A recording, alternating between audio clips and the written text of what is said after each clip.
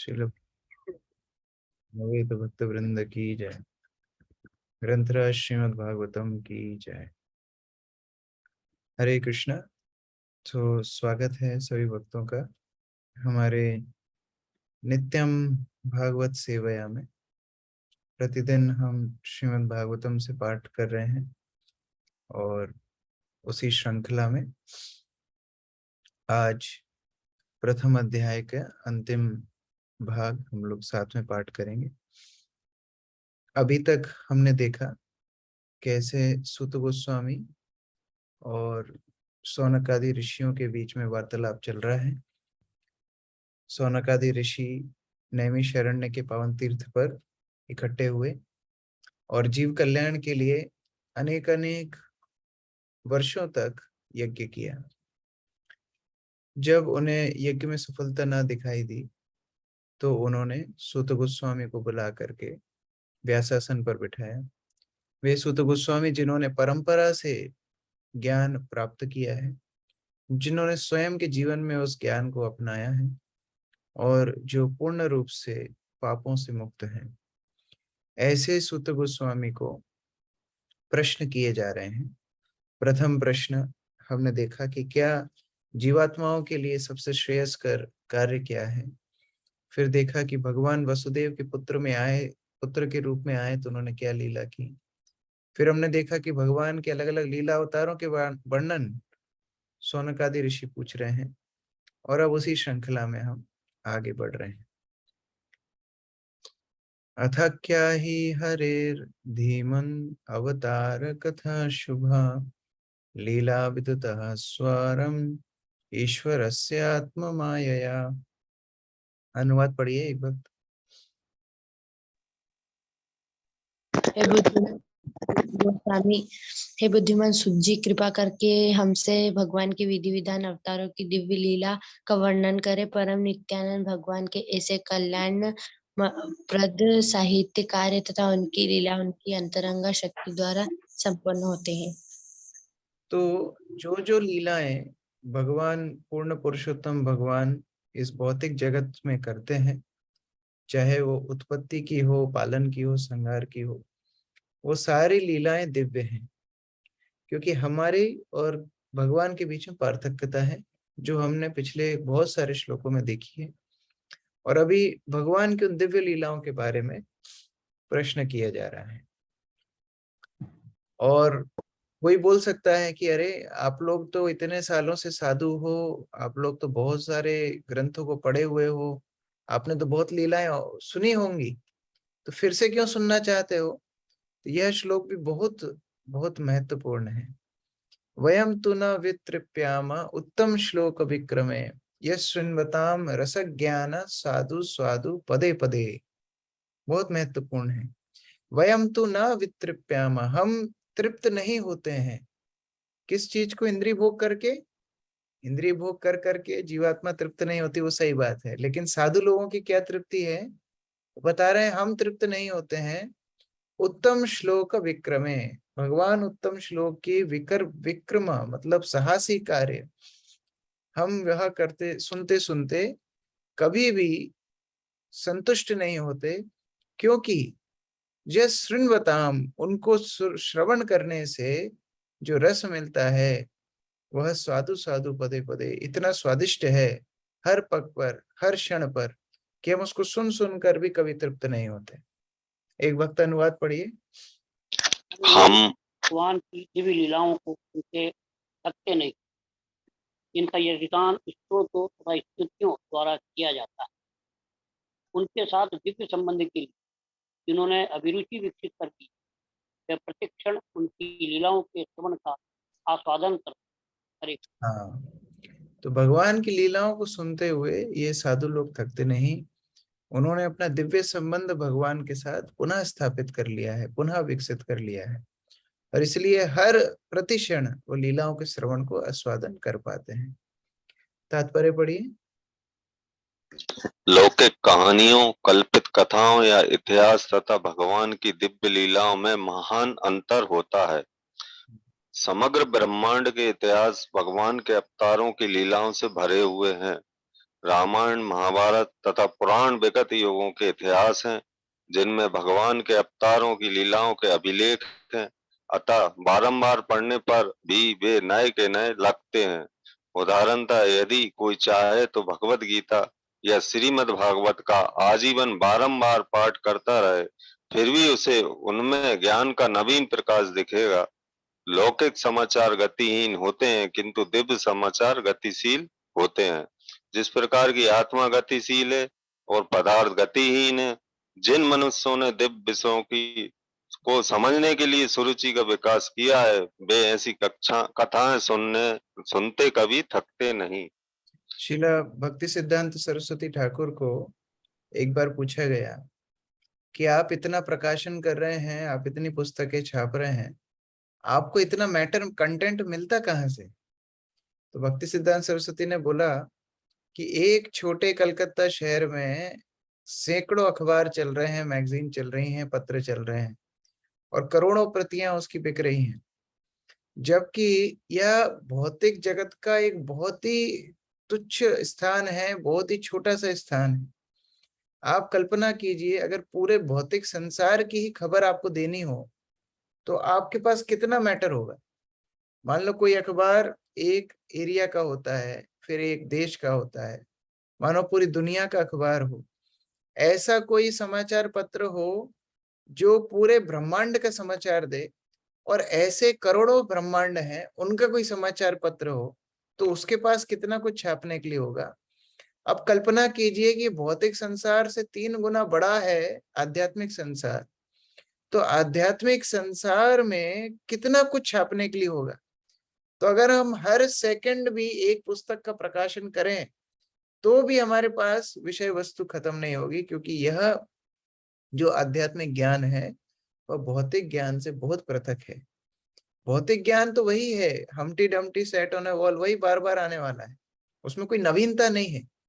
इसको प्रहलाद महाराज बोलते हैं पुनः पुनः चर्विता चर्वनानाम। जो चबा हुआ है उसी को बार बार व्यक्ति चबा रहा है। एक व्यक्ति ने चबा के थूक दिया, दूसरे व्यक्ति ने उठा के फिर चबाना शुरू कर दिया। तो ये गतिहीन भौतिक समाचार है, लेकिन आध्यात्मिक दिव्य समाचार तो गतिशील है, वह तो हमेशा नित्य नवीन है।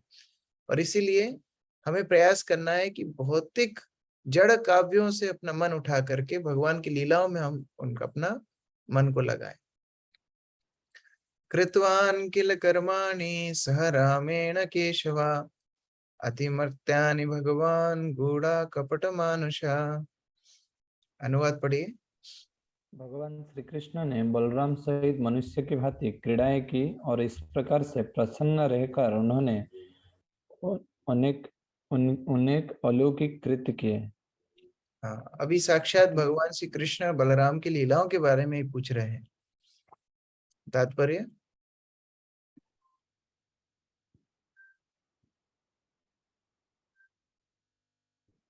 एक भक्त तात्पर्य पढ़िए।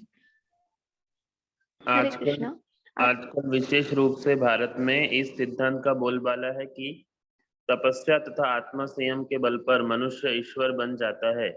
क्योंकि भगवान राम, भगवान कृष्ण तथा भगवान चैतन्य महाप्रभु को प्रमाणभूत शास्त्रों में बताए गए संकेतों के आधार पर ऋषियों तथा मुनियों ने भगवान के रूप में पहचाना था। अतएव अनेक धूर्त व्यक्तियों ने अपने खुद के अवतारों की सृष्टि कर ली है। अब तो भगवान के अवतार का गढ़ा जाना विशेष रूप से बंगाल में सामान्य व्यापार बन चुका है। कोई भी लोकप्रिय व्यक्ति कुछ योग शक्तियां दिखलाकर तथा बाजीगरी के कुछ करतब दिखलाकर लोकप्रिय मत प्रस्ताव द्वारा भगवान का अवतार बन जाता है। भगवान श्री कृष्ण इस प्रकार के अवतार न थे।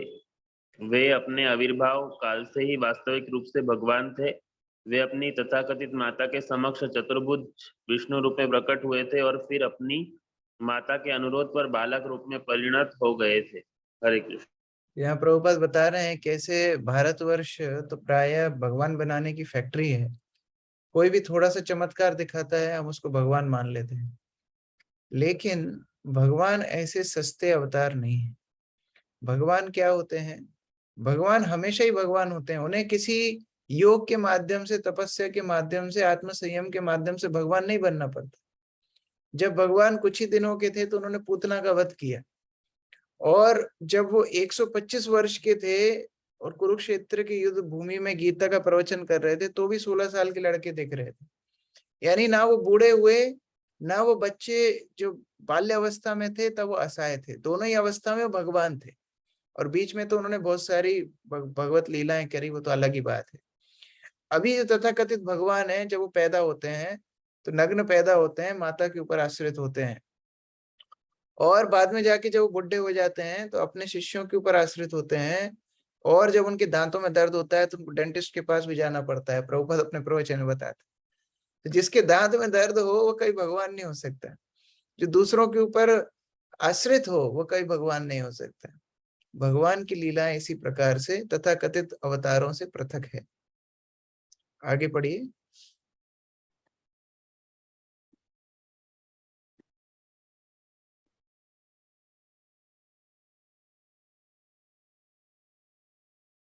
आगे कौन पढ़ रहा है? भगवत गीता में भगवान कहते हैं कि उनका जन्म तथा उनके कर्म दिव्य हैं, और जो भाग्यशाली व्यक्ति उनके जन्म तथा कर्म की दिव्य प्रकृति को जान लेता है वह तुरंत मुक्त होकर भगवत धाम को जा सकता है। इस प्रकार श्री कृष्ण के जन्म तथा कर्म की दिव्य प्रकृति का ज्ञान ही मुक्त होने के लिए पर्याप्त है। हरे कृष्ण। तो अगर हम अपने कर्म करते हैं, ये सभी लोग जानते हैं भारत में, हमारे कर्मों के फल स्वरूप हमें कष्ट या सुख भोगना पड़ता है, और कर्मों के बंधन में हम और ज्यादा बंधते जाते हैं। लेकिन ऐसा कोई व्यक्ति हो जिसके कर्म और जन्मों को सुनने से व्यक्ति मुक्त होता है, तो वो स्वयं अपने कर्मों से कैसे बंधित होगा? यह सोचने का विचार है। भगवान गीता में बोलते हैं जन्म कर्म च मे दिव्यम, भगवान के जन्म और कर्म दिव्य है, उनको सुनने मात्र से व्यक्ति मुक्त हो जाता है। तो ऐसा व्यक्ति जिसके बारे में सुनने से दूसरा व्यक्ति मुक्त हो रहा है, तो वो पहला व्यक्ति कैसे अपने कर्म बंधन में बंध सकता है? इसलिए जीव की प्रकृति और भगवान की प्रकृति बहुत अलग अलग है। भगवान की प्रकृति है सच्चिदानंद स्वरूप है, उनकी सारी लीलाएं दिव्य हैं। तो उस प्रकार से भगवान के यहाँ पर लीलाओं का वर्णन हो रहा है। कलिमागत माज्ञाय क्षेत्रेस्मिन् वैष्णवे वयम् आसीन दीर्घ सत्रेण कथायां सक्षणा हरे। यह भलीभांति जानकर कि कलयुग का प्रारंभ हो चुका है, हम इस पवित्र स्थल में भगवान का दिव्य संदेश सुनने के लिए तथा इस प्रकार यज्ञ संपन्न करने के लिए दीर्घ सत्र में एकत्र हुए हैं। तो उन्होंने अपना प्रयोजन भी बता रहे हैं साधुगुण कि हमें और कोई काम नहीं है। आप ये मत सोचना कि हम भंडारे के लिए आए हैं, आप ये मत सोचना कि हम किसी और कार्य के लिए आए हैं। हम केवल भगवान की प्रसन्नता के लिए यज्ञ करने और आपसे उनके बारे में सुनने के लिए ही आए। तो हमारा यही एकमात्र कार्य है। गुरु मुख पद्म वाक्य चित्ते करिया एक आर न करी हो मने आशा। जब तक सुनने वाले के अंदर और कोई आशाएं होंगी तब तक वो ठीक प्रकार से श्रवण नहीं कर पाएगा। यहाँ बता रहे हम केवल आपसे सुनने के लिए आए हैं। तात्पर्य पढ़िए। सतयुग, स्वर्ण युग अथवा रज तम अर्थात त्रेता या द्वापर युग की भांति यह कलयुग आत्म साक्षात के लिए तनिक भी उपयुक्त नहीं है। तो जैसे सतयुग में त्रेता युग में और द्वापर युग में आत्म साक्षात करने के लिए वातावरण अनुकूल था, अभी उस प्रकार से अनुकूल वातावरण नहीं है। हमने पिछले श्लोकों में देखा कैसे कलयुग के लोगों की कुछ अवगुण हैं, जैसे वो अल्पायु हैं, वह मंद हैं, सुमंद हैं। उस प्रकार से जो व्यक्ति हैं वो आध्यात्मिक साक्षात्कार ठीक प्रकार से नहीं कर पाएंगे। कलयुग में अधिकतम जीवन अवधि ही केवल 100 वर्ष है, और वह भी कठिनाइयों से पूर्ण है। अतः इसमें आत्म साक्षात्कार के लिए जिस विविध विधि की संस्तुति की गई है वह भगवान के पवित्र नाम, यश और उनकी लीलाओं का श्रवण और कीर्तन करना। केवल उसी प्रकार से यह मार्ग दिया गया है कि आप और कुछ नहीं कर सकते हैं, तो केवल भगवान के नाम, यश, गुण और लीलाओं का श्रवण और कीर्तन करें। नैमिषारण्य के ऋषि यह विधि ऐसे स्थान में प्रारंभ करे जो भगवत भक्तों के लिए ही था। उन्होंने 1000 वर्षों की दीर्घ अवधि तक की भगवान की लीलाओं सुनने के लिए अपने को तैयार किया। दीर्घ अवधि तक, यह भी बहुत महत्वपूर्ण है। देखिए, जब भी हमें आध्यात्मिक चेतना में विकास करने का मन हो तो दीर्घ समय तक भगवान की कथा सुनने का अभ्यास रखना चाहिए। यद्यपि प्रवचन इस्कॉन में होते हैं आधा घंटा 1 घंटा, वो बहुत है, लेकिन फिर भी हमारी उत्सुकता दीर्घ समय तक सुनने के लिए होनी चाहिए। जो ये दीर्घ समय तक सुनने का अभ्यास करेगा उसके लिए भगवान का साक्षात्कार सहज सरल हो जाएगा, नहीं तो ये बहुत कठिन है। हमारे पास जो भागवत है, कई भक्तों को हम देखते हैं 4-4, 5-5, 6-6 घंटे भागवत पढ़ते हैं, ऊपर भी नहीं देखते हैं। तो इस प्रकार से जब रुचि होगी दीर्घ समय तक श्रवण कीर्तन करने की, तब आत्म साक्षात्कार बहुत ही सहज हो जाएगा। अन्य सारे प्रयास समय का अपव्यय मात्र है, क्योंकि उनसे कोई लाभप्रद परिणाम नहीं निकलता। भगवान श्री चैतन्य महाप्रभु ने भागवत धर्म की इस पद्धति का उपदेश किया और यह भी बतलाया कि भारत भूमि में जन्म लेने वालों का यही दायित्व है कि वे कृष्ण के संदेशों का, प्रमुख रूप से भगवत गीता के संदेश का प्रचार प्रसार करें।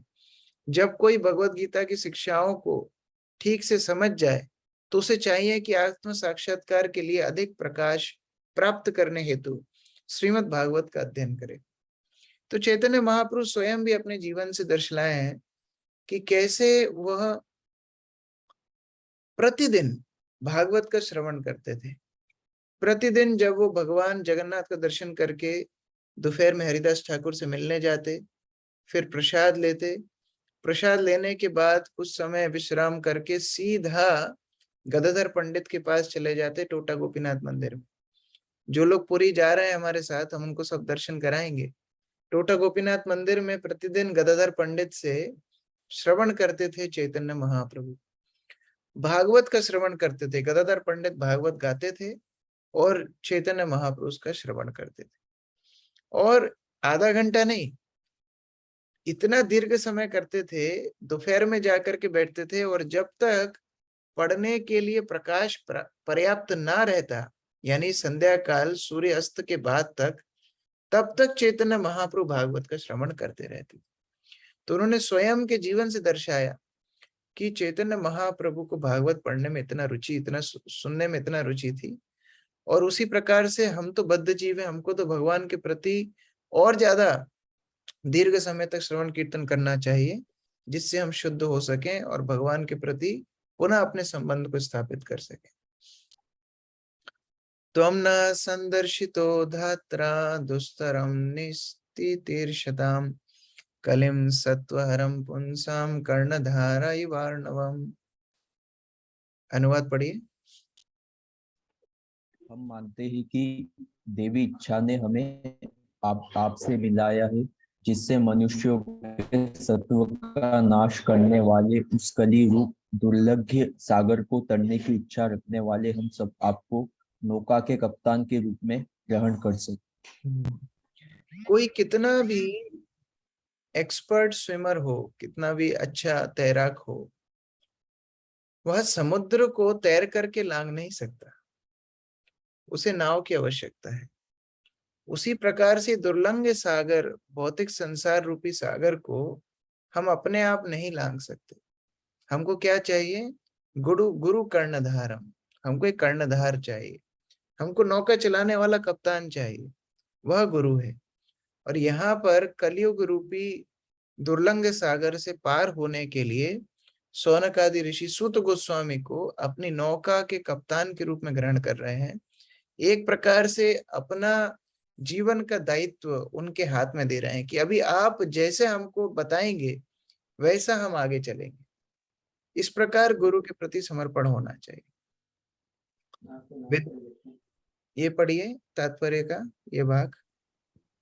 विद्वान पुरुषों को इस युग के प्रति सचेष्ट रहना है, और यदि वे इस घोर कलयुग रूपी समुद्र को पार करना चाहते हैं तो उन्हें नैमिषारण्य के ऋषियों के पद चिन्हों का अनुसरण करना चाहिए और श्री सूत गोस्वामी या उनके प्रामाणिक प्रतिनिधि को नाव के कर्णधार के रूप में स्वीकार करना चाहिए। हरे कृष्णा। तो यदि कोई व्यक्ति वास्तविकता में पद चिन्हों का अनुसरण करके और इस कलयुग से दूर जाना चाहता है, पार करना चाहता है, तो जैसा नैमिषारण्य के ऋषियों ने अपना आत्मसमर्पण सुत गोस्वामी के पास किया, वैसे ही हमें भी सुत गोस्वामी के प्रामाणिक प्रतिनिधि को अपनी नाव का बागडोर दे देना है। ब्रूहि योगेश्वरे कृष्णे ब्रह्मण्ये धर्म वर्मणि स्वाम कष्टाम अनु अधुनोपेते धर्म कं शरणांगता। अनुवाद पढ़िए। चूंकि परम सत्य योगेश्वर श्री कृष्ण अपने नीच धाम के लिए प्रयाण कर चुके हैं, अतएव कृपा करके हमें बताइए कि अब धर्म ने किसका आश्रय लिया। हरे कृष्ण। देखिए, धर्म का मतलब ही है धर्मम तो साक्षात भगवत प्रणीतम, भगवान की इच्छा अनुसार कार्य करना, यह धर्म होता है। अब ऋषि मुनियों का प्रश्न यह है, जब भगवान अपने धाम को चले गए, कृष्ण स्वधाम उपगते धर्म ज्ञानादि भी सहा, भगवान जब अपने धाम को चले गए तो वह तो धर्म ज्ञान आदि जितने सद्गुण थे सबके साथ ही चले गए, क्योंकि जहां जहां माता जाती है वो तो बच्चे तो अपने आप पीछे दौड़ लगा देते हैं, तो भगवान के साथ तो ये सब कुछ चला गया। तो जो धर्म आश्रय प्रदान करने वाला धर्म को कौन रहा? इस भौतिक संसार के लिए धर्म का आश्रय क्या रहा? अगर धर्म भगवान के साथ चला जाएगा तो क्या भौतिक संसार में, इस भूलोक में, क्या धर्म नहीं रहेगा? क्या धर्म का कोई आश्रय स्थान नहीं रहेगा? तो भगवान के जाने के बाद वह धर्म को आश्रय देने वाला कौन है? धर्म किसकी शरण में गया? यह प्रश्न शौनक आदि ऋषियों का छठवां और अंतिम प्रश्न पूछा गया है। धर्म मूल रूप से साक्षात भगवान द्वारा स्थापित आचार संहिता है। जब भी धर्म के सिद्धांतों का दुरुपयोग होता है और उसकी उपेक्षा की जाती है, तो धर्म की स्थापना करने के लिए भगवान स्वयं अवतरित होते हैं। इसका उल्लेख भगवद गीता में कहा गया है। यहाँ पर नैमिषारण्य के ऋषि मुनि इन्हीं सिद्धांतों के विषय में पूछ रहे हैं।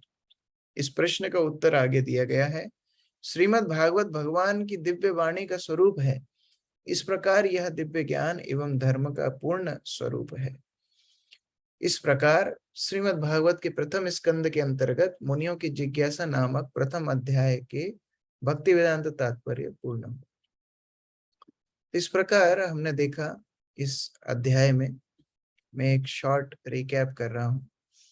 हमने इस अध्याय में सर्वप्रथम देखा 3 श्लोकों में भागवत का मंगलाचरण है, जिसमें व्यासदेव भगवान सच्चिदानंद रूप को, भगवान वासुदेव को प्रणाम कर रहे हैं और प्रणाम करते हुए बता रहे हैं कि कैसे भौतिक संसार, जो मृग तृष्णा का संसार है, जिस माया से बड़े बड़े देवी देवता भी आच्छादित हो जाते हैं, भगवान कृष्ण उस माया से ऊपर हैं और धामना स्वयं अपने निज धाम में हमेशा निवास करते हैं। ऐसे भगवान ने प्रथम आदि कवि ब्रह्मा को ज्ञान दिया और यही भगवान की हम शरण ग्रहण करते हैं। दूसरे श्लोक में भागवत की गुणगान किया गया है कि कैसे ये भागवत के अंदर इतनी शक्ति है कि अगर कोई श्रवण करे तो भगवान को अपने हृदय में कैद कर सकता है। लेकिन ऐसा व्यक्ति निर्मत्सर होना चाहिए, अपने ईर्ष्या से मुक्त होना चाहिए। तीसरे श्लोक में भक्तों की, भागवत की दोनों की गुणगान हुई है कि कैसे भागवत एक परिपक्व फल है निगम शास्त्रों का, और इस फल का स्वादन कौन कर सकते हैं? मोह रह रसिको भुवि भाव का। जो भावुक भक्त हैं, जो रसिक भक्त हैं, वह ये भागवत का श्रवण कर पाएंगे। उसके बाद 6 प्रश्न शौनक आदि ऋषि सुत गोस्वामी को करते हैं। पहला है कि भगवत प्राप्ति के लिए या मनुष्य के लिए सर्वोच्चतम कार्य क्या है, उसके लिए धर्म क्या है। दूसरा है, बहुत सारे शास्त्र हैं, शास्त्रों को पढ़ के तो हम एक सार पर नहीं आ पाएंगे, तो शास्त्रों का सार क्या है, बहुत भूरि भूरि कर्माणि, बहुत सारे कर्म शास्त्रों में बताए गए, लेकिन उनका सार क्या है? तीसरा, भगवान देवकी और वसुदेव के गर्भ से, देवकी और वसुदेव के पास पुत्र रूप से प्रकट हुए, तो उनका प्राकट्य का प्रयोजन क्या था? चौथा, भगवान ने बहुत सारे अवतार लिए हैं, जिस अवतारों के माध्यम से भगवान सृष्टि लीला करते हैं, तो उन पुरुष अवतारों का वर्णन हमको कीजिए। पांचवा, भगवान ने बहुत सारी लीलाएं की हैं, ये लीलाएं जीवों के कार्यकलापों से पृथक हैं, ये दिव्य लीलाएं हैं, इन लीलाओं को श्रवण करने से व्यक्ति मुक्त हो जाता है, ऐसे लीला अवतारों के बारे में हमको बताइए। और लास्ट, छठवा, कि जब भगवान श्री कृष्ण अप्रकट हुए, अपने धाम को चले गए, तो धर्म ने किसकी शरण ग्रहण की? तो इस प्रकार से यह प्रश्नों के साथ ये प्रथम अध्याय समाप्त होता है। कल हम द्वितीय अध्याय में प्रवेश करेंगे। ये द्वितीय अध्याय सार रूप से भागवत की शिक्षाओं को बताता है। गीता का भी द्वितीय अध्याय गीता की शिक्षाओं का सार बताता है, भागवत के भी द्वितीय अध्याय भागवत की शिक्षाओं का सार बताता है। बहुत सारे भक्त ऐसे हैं ये पूरा द्वितीय अध्याय याद करे हुए हैं, सेकंड चैप्टर, क्योंकि हर एक श्लोक बहुत महत्वपूर्ण है। और प्रभुपाद ने इसके ऊपर एक अलग से पुस्तक भी लिखी है, धर्म नाम से एक पुस्तक लिखी है, जो भागवत के इस द्वितीय अध्याय के ऊपर आधारित है। तो कल हम इसके अंदर प्रवेश करेंगे। आज किसी का कोई प्रश्न है प्रथम अध्याय से संबंधित, तो हम चर्चा कर सकते हैं। और कल आप लोगों का टेस्ट प्रथम अध्याय के ऊपर simple test, multiple choice question. इस टेस्ट का लेवल भी धीरे धीरे बढ़ाएंगे, लेकिन कल का टेस्ट बहुत ही सरल है, कोई आंखें बंद कर कर भी दे सकता है, कोई कठिन टेस्ट नहीं है। किसी का कोई प्रश्न है? Any question? हाँ, अभी सोनक आदि ऋषियों ने इतने प्रश्न पूछ लिए, हम और क्या प्रश्न पूछेंगे? यही 6 प्रश्नों को देखते हुए आगे इनके उत्तर पढ़ेंगे। जय ती राधा माता जी। हरे कृष्ण प्रभु जी, रेणु प्रणाम। प्रभु जी 9th श्लोका में प्रभुपाद पलपुट में कह रहे हैं, आध्यात्मिक कल्याण होने से भौतिक कल्याण स्वतः ही हो जाता है। इसको थोड़ा सा समझाएं। यह स्वाभाविक है, जैसे हम इसको और नीचे समझ सकते हैं। जैसे प्रभुपाद अपने प्राय हर प्रवचन में बताते थे कि हम शरीर नहीं, हम आत्मा है। और प्रभुपाद सरल उदाहरण देते थे कि अगर ड्राइवर ना हो तो कार चल ही नहीं सकती। और उदाहरण देते थे, मान लीजिए पेड़ में नींबू लगता है, नींबू से साइट्रस एसिड आता है, तो इसका मतलब जीवात्मा की उपस्थिति से पदार्थ आते हैं।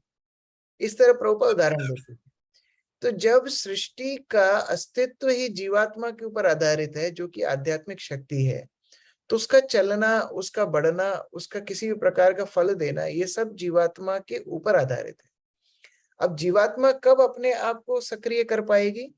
जब वो आध्यात्मिक मार्ग में हो, क्योंकि भौतिक मार्ग में तो जीवात्मा को पोषण ही नहीं मिल रहा है, वो तो मरी हुई है। तो जब तक जीवात्मा खुश नहीं होगी, तब तक वो भौतिक संसार में भी उस प्रकार से सक्रिय नहीं हो पाएगी। तो जैसे मानो मैं बहुत स्वादिष्ट रबड़ी लेकर के आऊं, मंगला आरती की रबड़ी, और अपने कान में डाल लूं, तो क्या होगा?